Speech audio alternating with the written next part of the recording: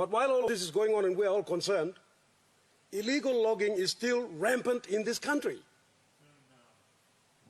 We've had two inquiries. First was the Barnett inquiry. And in that inquiry, it's quite instructive as to how the people or how the players involved in this industry treat our country and our laws with contempt. It's quite interesting. I urge leaders to revisit that inquiry and pay some attention to what happened during that inquiry. For instance, the fraud squad office was burnt to the ground. The forestry office was burgled. The forest minister was threatened with assassination.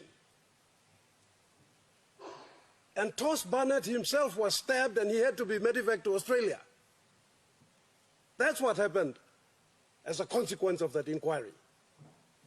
And nothing happened after that inquiry. None of the recommendations were acted upon. Those same characters are still here. And they grow stronger each day. And they manipulate quite a significant sector, or quite a significant area in our public sector, in our public service. We have the SABL inquiry in 2011.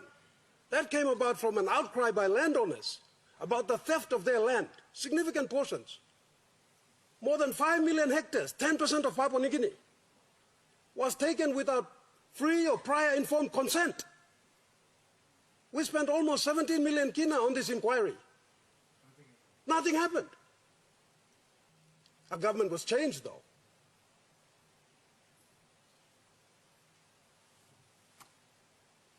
So what are we going to do? As stated by Governor Bird, the declared date or year for the banning of round log exports was 2020. We've now extended it to 2025. I think we must make a commitment that we cannot extend beyond that. Do we not own this country? Who's in charge of this country?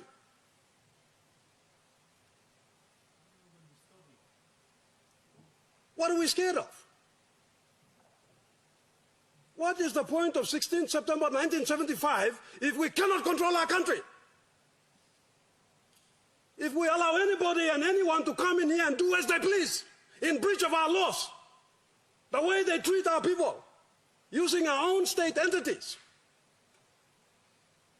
Minister, your organization, for instance, we have reported about illegal logging and the consequences on the environment. None of your officers have paid a visit to these areas to carry out an assessment or an investigation to find out what is the reality on the ground. That's the same with the Forest Ministry and the Lands Ministry and the Agricultural Ministry. I have tabled reports after reports. Who's in charge of this country?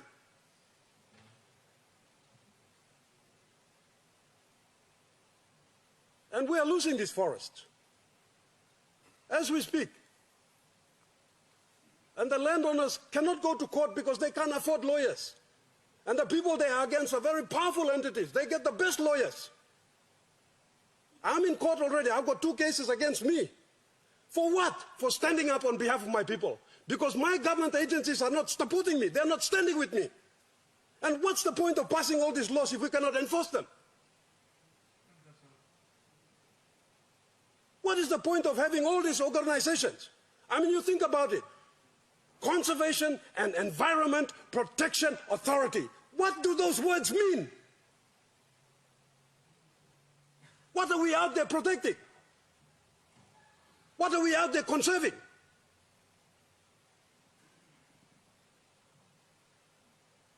We have had many committees and task force to implement the recommendations from these inquiries.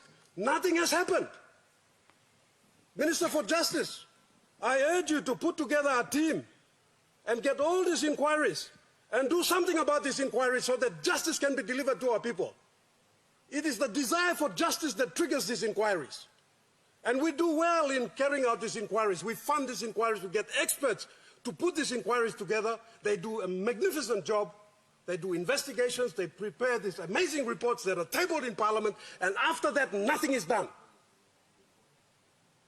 The entire process has to be completed, which means the recommendations must be dealt with by us. That is why we are here. Didn't we enter Parliament to protect and promote PNG interests? Then how can we turn a blind eye to what is happening in here? It's as if our country has been recolonized and we're asleep at the wheel and we don't know it. Are we not an independent country? What's the point of passing all these laws and having all these organizations and all these public servants and all these mechanisms that are supposedly created for the purposes of protecting PNG interests, but turn a blind eye to the very people that we represent in this House?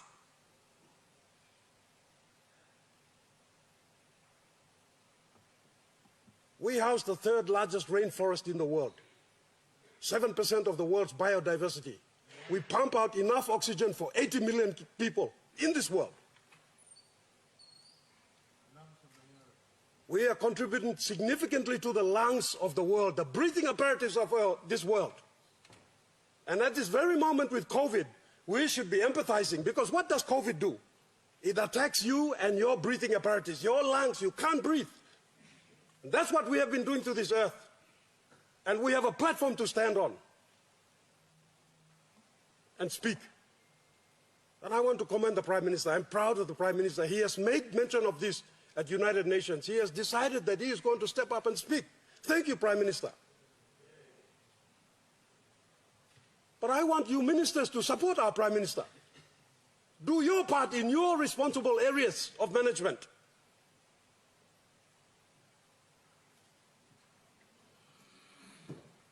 In regards to the activities of the Office of Climate Change, Minister, I have it upon very reliable information that there are organizations that are trading using our information and our forest and generating revenues for themselves at our expense. We don't even know about this. If we're going to be involved in the business of carbon trade, for instance, where we offer our forests in trade and say, we, the custodians and stewards of these rainforests, we will protect this forest. And we are wanting to go into the business of monetizing from our forests, not liquidating our forests, which is what we have been doing. There must be a fair trade.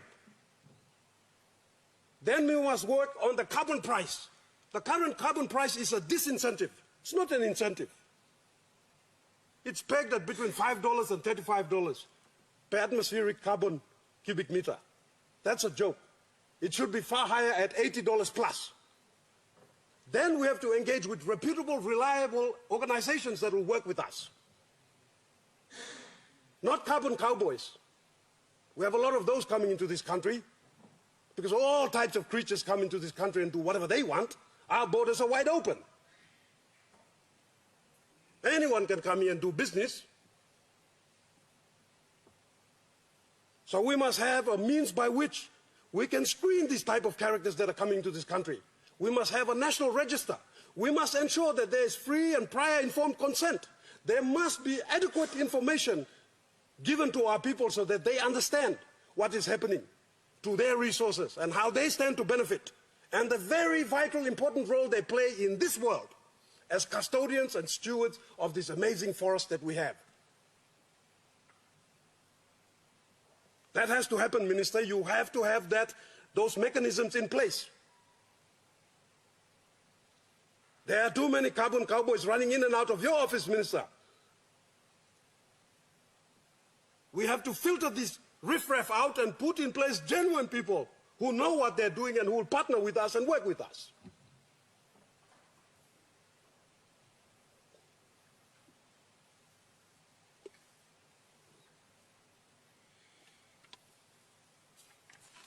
I will be accompanying the Prime Minister to COP26.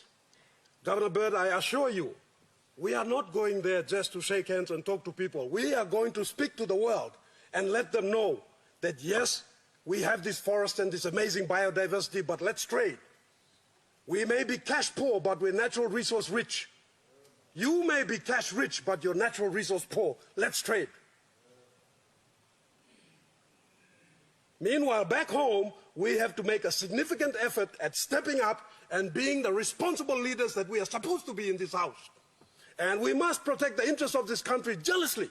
without fear or favor, 247-365, for as long as we are here. We cannot allow criminal cartels to come and run this country and do as they please. Do you not see this? They're already doing this. They don't pay their taxes. They transgress in our traditional landowners' land without their consent. And when they raise their voices, they send our own police to go and brutalize them. Then they tie us up in our own court systems. What is going on?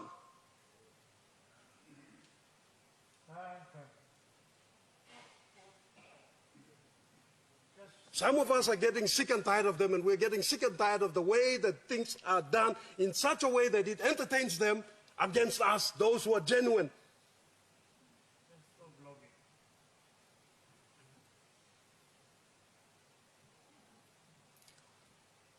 Minister, I want to encourage you to continue with your reforms.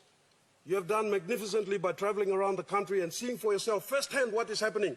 But your officers are not following in your footsteps.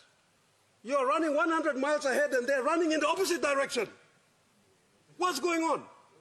They are supposed to go down on the ground and do inspections and investigations. They are supposed to be connected to the people and listen to the people. They are not doing that.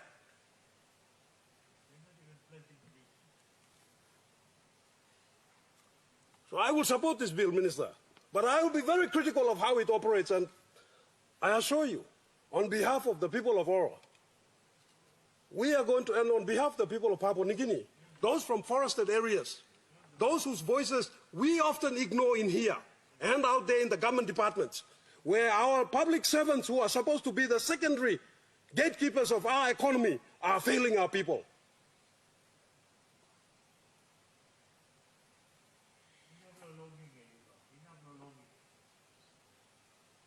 We can broker better deals. We can monetize our forests. We can protect our biodiversity. And there are nations and organizations that are willing to do that.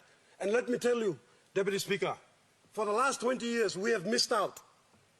We have missed out on significant funds that were actually available to us. They're actually available to us. In the vicinity of $200 million a year. For the last 20 years, that's a total of 6 billion kina. We have missed out. Why? Simply because we have failed to deliver the necessary requirements in paper, in documentation, in presentations to the appropriate organizations. Minister, you have to get your staff to start looking into this.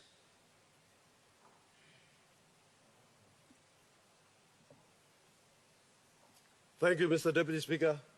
Esteemed leaders, forgive me if you see that I am a little bit passionate about what is happening in my country, but I have seen it in my province and I'm sick and tired of it.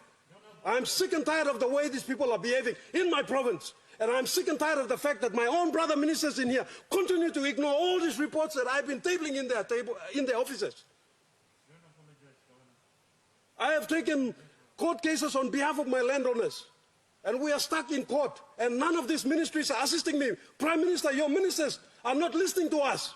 They are not listening to their people.